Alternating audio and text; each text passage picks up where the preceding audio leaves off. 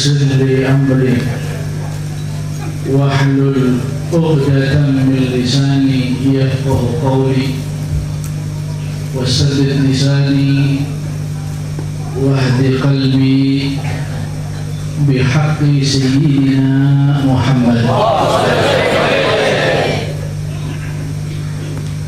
أما بعد، alhamdulillah,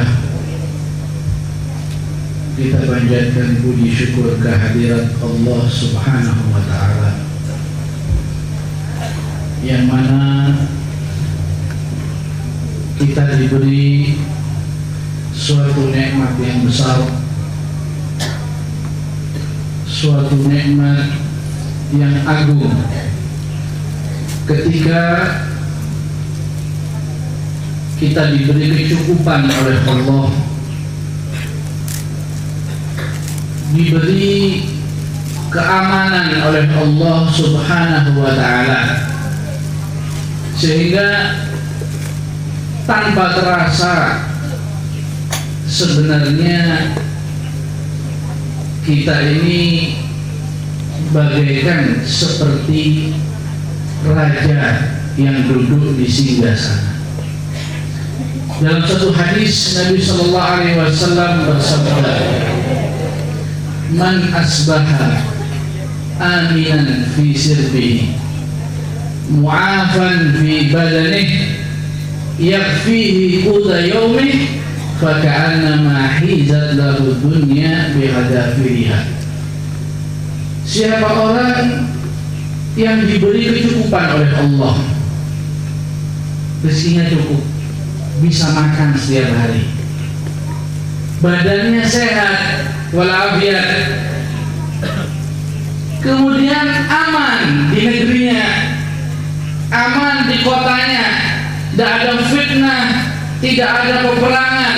Kata Nabi Sallallahu Alaihi Wasallam, "Faka'annama hizat lahu dunya bihadafiriha." Seakan-akan dia memiliki, menguasai dunia dan seisinya.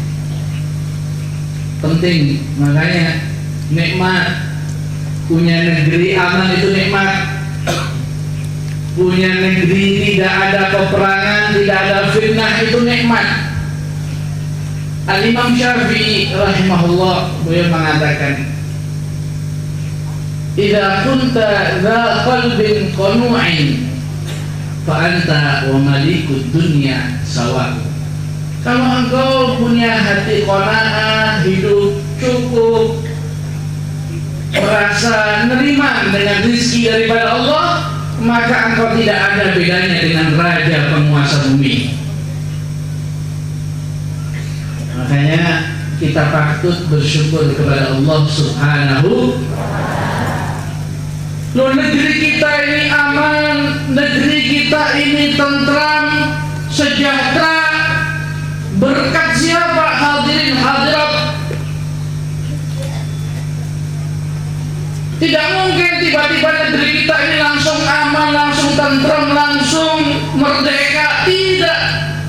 Ini berkat perjuangan para pahlawan.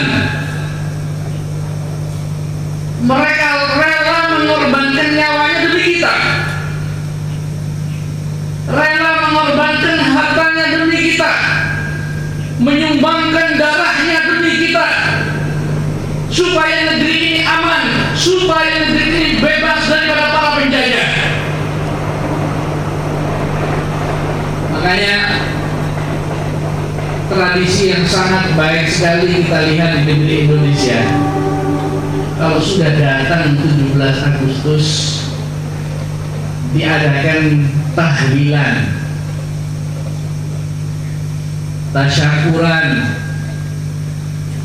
mengenang jasa para pahlawan, bacakan Fatihah untuk para pahlawan. Ini tradisi yang sangat bagus. Karena apa? Karena sebenarnya kemerdekaan 17 Agustus itu adalah nikmat daripada Allah yang harus dan wajib kita syukuri. Bagaimana cara mensyukuri nikmat Allah itu? Kata Imam Ghazali, cara mensyukuri nikmat Allah adalah engkau pergunakan nikmat tersebut untuk ibadah kepada Allah. dan meninggalkan apa yang dilarang oleh Allah. Tahlilan, tasyakuran, ini tradisi-tradisi yang baik. Makanya jangan sampai tradisi yang bagus ini diubah. Nanti 17 Agustus orkesan dangdutan, ini kurang bagus. Kenapa? Tidak tepat momennya. Kalau acara-acara lainnya silakan, dosa tanggung sendiri tadi. Tapi kalau 17 Agustus ini momen yang tepat mengenang pahlawan, mensyukuri nikmat kemerdekaan negeri Indonesia, tidak cocok kalau disyukuri dengan datangkan orkes, ada apa penyanyi apa namanya, biduannya, rambutnya situ kuning, situ abang, situ hijau, bergenderuwo. Naudzubillah. Oleh karena itu para hadirin hadirat yang dirahmati oleh Allah, mengenang para pahlawan ini penting untuk menggerakkan kita supaya menjadikan negeri kita ini lebih aman, lebih makmur. Dengan cara bagaimana? Maaf, sebenarnya ini tidak perlu saya sampaikan, tapi karena memang harus disampaikan, akhirnya ya harus kita sampaikan. Sebenarnya negeri ini merdeka negerinya saja, betul merdeka, tapi merdeka negerinya saja. Tapi orang-orangnya, pimpinan-pimpinannya belum merdeka, masih dijajah oleh hawa nafsu, masih dijajah oleh setan. Sehingga bagaimana kalau para pahlawan dahulu mengorbankan dirinya demi masyarakat, demi negeri Indonesia, kalau sebagian pemimpin di negeri kita ini justru mengorbankan masyarakat demi kepentingan pribadi. Makanya rumah saya, pondok saya yang paling terakhir masang bendera. Kalau nggak ditegur sama Pak RW atau Lurah, kelalen, nggak masang bendera. Loh kenapa? Ya begitu. Saya mau berdirikan terus merdeka mana dari? Korupsi saya baca, masih dijajah, aliran sesat masih di mana-mana. Mau dikatakan merdeka bagaimana?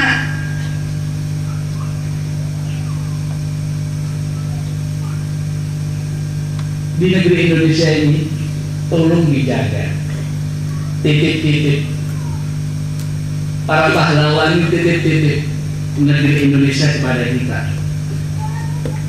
Sudah dibebaskan oleh para penjajah, sekarang PR-nya kita, tugasnya kita menetapkan Indonesia selalu merdeka, jangan sampai dijajah oleh apapun, dijajah oleh korupsi ataupun dijajah oleh aliran sesat.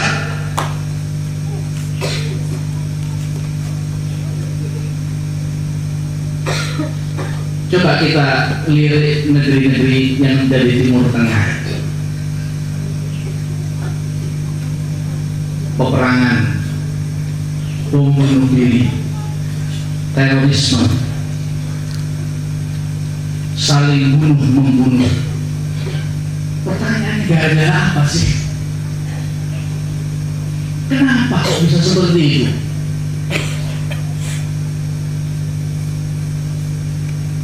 Kenapa tidak ada keamanan di negeri-negeri tersebut? Padahal mayoritas warganya Muslim. Dan kenapa kok tidak dapat keamanan seperti di Indonesia?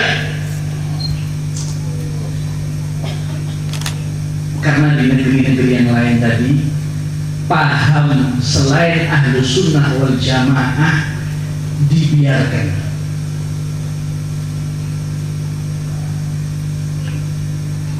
Paham selain Ahlus Sunnah wal Jamaah menyebar luas. Akhirnya bagaimana? Akhirnya saling mengkafirkan satu sama yang lain.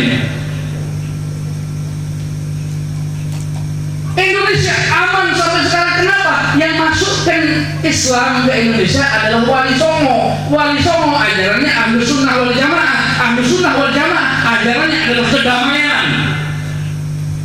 Tidak ada dalam ajaran Ahlus Sunnah itu mengkafirkan, mensyirikkan, membunuh sesama muslim, tidak ada. Berhubung mayoritas di Indonesia Ahlus Sunnah wal Jamaah, negeri kita aman. Karena paham selain Ahlus Sunnah wal Jamaah menganggap ajaran lain, pengikut ajaran lain adalah kafir.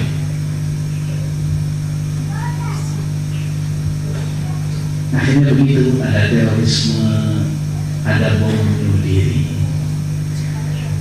Beberapa hari yang lalu, ini suatu pelajaran bagi kita. Salah satu imam di Masjidil Haram hampir dibunuh, ditusuk oleh salah satu orang Syiah.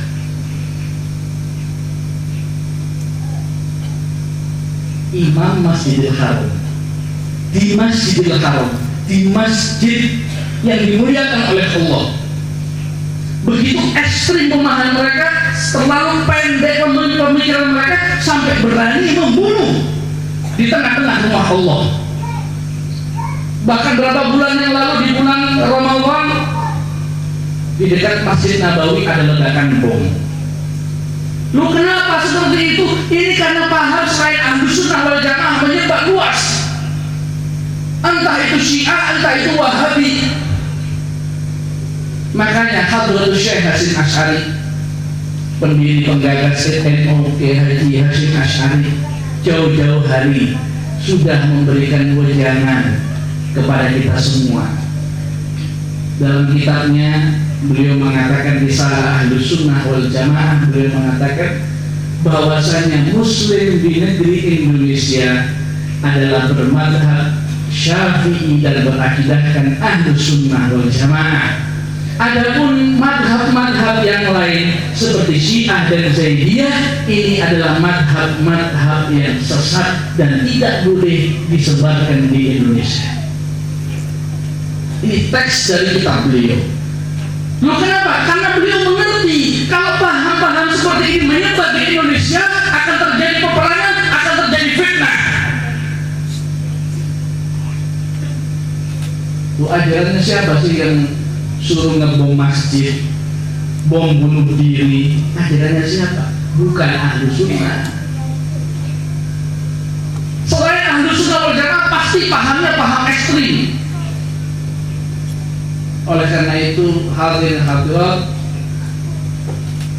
mari kita perjuangkan negeri Indonesia ini. Kita punya tugas masing-masing untuk selalu menjadikan negeri Indonesia aman daripada fitnah. Dengan cara bagaimana? Jaga negeri kita, desa kita, kota kita daripada ajaran-ajaran selain Ahlus Sunnah wal. Mudah-mudahan Allah Subhanahu wa Ta'ala memberikan kita semua hidayah, inayah, dan mudah-mudahan kita oleh Allah dimerdekakan diri kita daripada perbudakan hawa nafsu, dimerdekakan diri kita daripada perbudakan setan, dan mudah-mudahan Allah Subhanahu wa Ta'ala menjadikan kita hamba-hamba yang betul-betul merdeka, betul-betul ikhlas, dan mudah-mudahan Allah Subhanahu wa Ta'ala memberikan kita semua husnul khatimah. Wassalamualaikum warahmatullahi wabarakatuh.